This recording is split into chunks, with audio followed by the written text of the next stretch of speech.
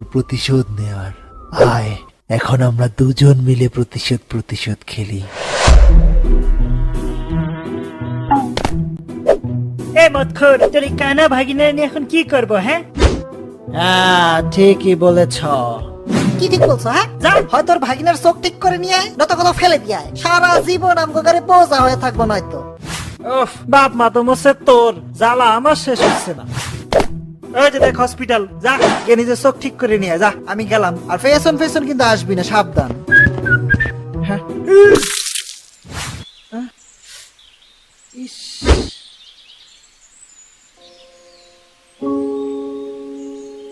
চিন্তা করো না ছোট্ট বন্ধু, আমি এখন থেকে তোমাকে পালবো।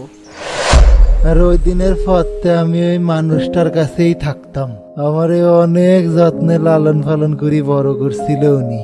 বছর খানেক যাওয়ার পর লোকটার একটা হসপিটালে ভর্তি হতে হয়। আমি রোজ রোজ যাই দেখা করি আসতাম, কিন্তু হঠাৎ একদিন আসি দেখি আমার ওই বন্ধুটারে এক দল মশা মিলে টুকরো টুকরো করে মারি ফেলছে। আমি দূর থেকে শুধু দেখেই যাচ্ছিলাম, কিছু করতে পারতেছিলাম না।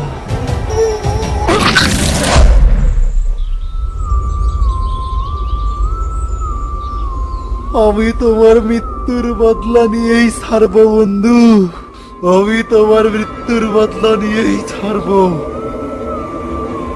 ধীরে ধীরে আমি নিজের প্রস্তুত করতে থাকি। সবার আগে আমার টার্গেট ওর ছেলে মেয়ে, যারা ওই মশারে সাহায্য করছিল। এরপর হচ্ছে ওর ছোট ভাই, তারপর হচ্ছে ওর মা। ধীরে ধীরে এরম করি আমি ওই মশাতে সব কারি নেব। অনেক শক্ত তোর প্রতিশোধ নেওয়ার। আয়, এখন আমরা দুজন মিলে প্রতিশোধ খেলি। আমি তোকে জানে মেরে ফেলবো মধু চোষার বাচ্চা। তার আগে একবার নিজের বউর একটু দেখিলাম।